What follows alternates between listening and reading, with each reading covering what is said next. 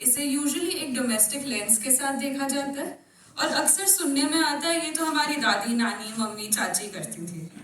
ये बात पूरी तरह से सच है।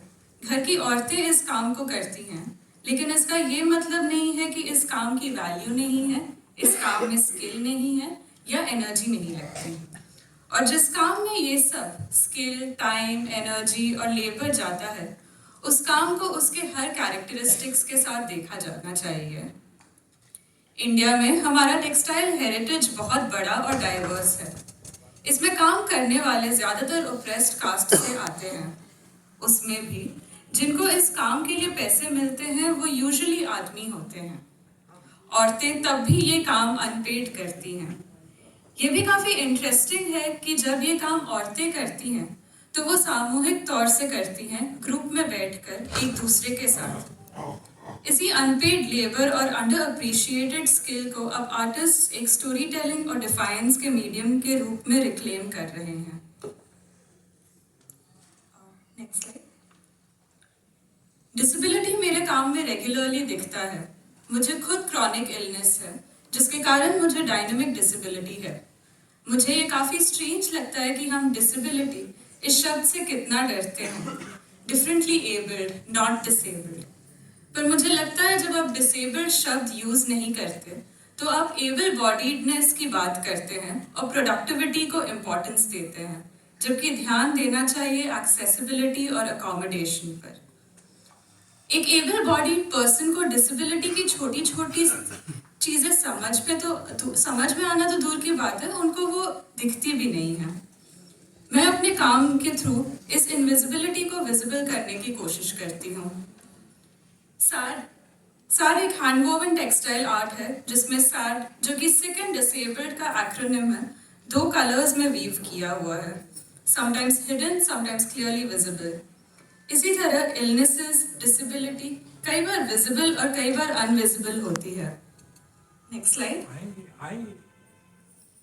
मेरा ये आर्टवर्क फ्रोजन एक आर्टिस्ट बुक है। ये एक ऐसी किताब है जो पूरी तरह से खुलती नहीं है। ये काम मेरे एंडो सिबलिंग्स से इंस्पायर्ड है। हम में से ऐसे कई लोग हैं जिन्हें फ्रोजन पेल्विस होता है। इसमें आपके सारे पेल्विक ऑर्गन एक दूसरे से अडहियर्ड, मतलब चिपके हुए होते हैं और उनका मूवमेंट रिस्ट्रिक्ट हो जाता है। ये किताब उसी एक्सपीरियंस को एक टैक्टाइल फॉर्म देती है। नेक्स्ट मेरा काम जेंडर रोल, लेबर और सिस्टमैटिक एपैथी जैसे सोशल पॉलिटिकल थीम्स को भी एड्रेस करता है। मेरी ये ऑनगोइंग सीरीज है लीजर नाम से, जो कैपिटलिस्ट प्रोडक्टिविटी के प्रेशर को चैलेंज करती है और रेस्ट को एक रैडिकल रूप के एक्ट में देखती है। आज के सिस्टम में सेटल्ड और सक्सेसफुल होने का मतलब होता है नॉन स्टॉप काम करना। बॉसेस चाहते हैं कि आप संडे को भी काम करें, हफ्ते में 80-100 घंटे काम करें। मैं इसे डिस्टर्ब करना चाहती हूँ। मेरी बिलीफ है कि आराम और लीजर सिर्फ जरूरी नहीं बल्कि एक रेजिस्टेंस भी है। जब आप रुकते हैं तो सिस्टम में एक पॉज आता है और उसे रिकैलिब्रेट करने का मौका मिलता है। जब हम रुकते हैं हम नए तरीके से दुनिया को देखने लगते हैं।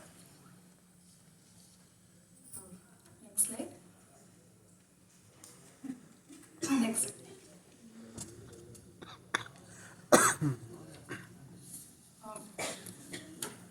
Sorry, there are some slides missing suddenly. I don't know what happened, but I'll continue.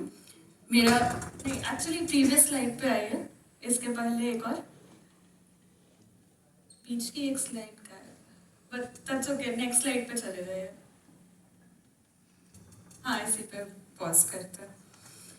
मेरा काम कई अलग अलग सब्जेक्ट्स को टच करता है।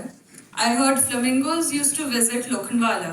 इकोलॉजिकल लॉस पर एक मेडिटेशन है जो एम्ब्रॉयडरी की स्लो मेडिटेटिव नेचर को एक मेमोरी टूल के तरह यूज करता है।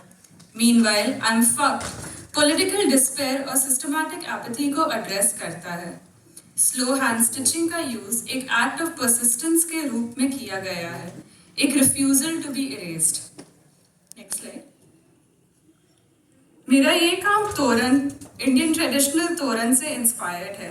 लेकिन इसमें ऑस्पिशियस सिंबल्स के बदले मैंने अपने पसंदीदा 7 मीट और फिश बेस्ड डिशेस के नाम और इंग्रेडिएंट्स क्रॉस स्टिच किए हैं। Next slide. ये पीस एक तरफ हॉस्पिटैलिटी, होम और कल्चरल आइडेंटिटी को एक्सप्लोर करता है और दूसरी तरफ फोर्स्ड वेजिटेरियनिज्म और कास्ट बेस्ड फूड पॉलिटिक्स को सटली रेजिस्ट करता है। Next slide. मुझे एम्ब्रॉयडरी के साथ साथ जीन्स भी बनाना पसंद है क्योंकि ये एक ऐसा मीडियम है जो एक्सेसिबल है। जीन्स डेमोक्रेटिक होते हैं, कोई भी इन्हें बना सकता है, डिस्ट्रीब्यूट कर सकता है और अपने थॉट्स शेयर कर सकता है। मैंने काफ़ी जीन्स सेल्फ पब्लिश की हैं, जैसे क्यूपिड लव नोट्स, जो मिसोजिनिस्टिक और अब्सर्ड ऑनलाइन डेटिंग मैसेजेस का एक कंपाइलेशन है। Next slide. और मेंडेड, जो सस्टेनेबल फैशन और सोइंग टेक्निक्स का एक पॉकेट गाइड है। Next slide. ये मेरी पहली जीन थी, इसका नाम है फ्लफी। ये एक माइक्रोजीन है और ये कुछ ही लाइनों में जेंडर आइडेंटिटी, लव और फ्रेंडशिप की कहानी सुनाती है। Next slide. जीन्स भी एम्ब्रॉयडरी की तरह एक रेजिस्टेंस का मीडियम है और ये एक लव लेटर हो सकता है, एक प्रोटेस्ट हो सकता है, एक सर्वाइवल मैनुअल हो सकता है। सब कुछ इस बात पर डिपेंड करता है कि आप क्या कहना चाहते हैं।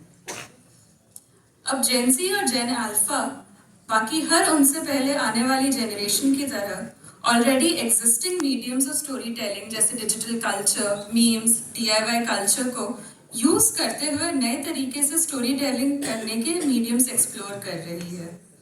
डिजिटल स्टोरी टेलिंग्स में कभी हाइपर विजिबिलिटी का प्रेशर होता है या तो कभी अनोनिमिटी का फ्रीडम। अभी की ट्रेंडिंग स्टोरी टेलिंग में स्पीड और इमीडिएसी होती है।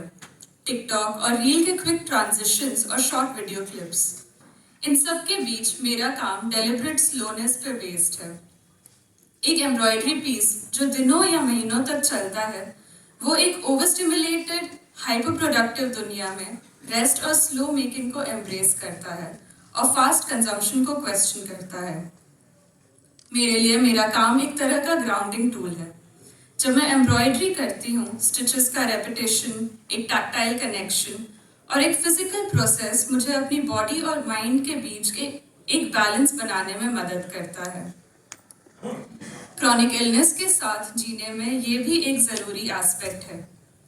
पेन और अनसर्टेनिटी के बीच एक प्रोसेस जो स्लो, इंटेंशनल और कंट्रोल्ड है, वो एक एंकर का काम करता है।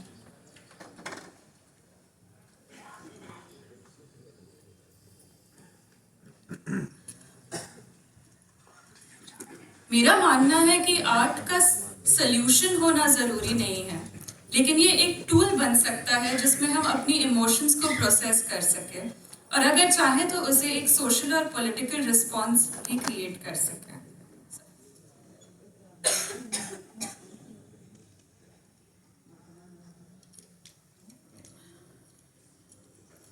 एम्ब्रॉयडरी, जीन्स और सेल्फ पब्लिशिंग जैसे मीडियम्स को अक्सर फ्रिंज मीडियम्स माना जाता है, लेकिन ये मेरे लिए स्टोरी टेलिंग, रेजिस्टेंस और विजिबिलिटी के पावरफुल टूल्स हैं। चाहे वो सिलाई हो या लिखाई हो, ये सब छोटी छोटी चीजें मिलकर एक बड़ा इम्पैक्ट बनाती हैं। मेरा काम यही दिखाता है कि कैसे स्मॉल एक्शंस भी दुनिया को क्वेश्चन कर सकते हैं, नए तरीके से सोचने पर मजबूर कर सकते हैं और एक ऐसी कहानी बनाता है जो मिटाई नहीं जा सके। मुझे उम्मीद है कि मैं आगे भी ये थीम्स एक्सप्लोर करती रहूंगी, बॉडीज, लेबर और कलेक्टिव मेमोरी को नए एंगल्स से देखने की कोशिश करती रहूंगी। Thank you.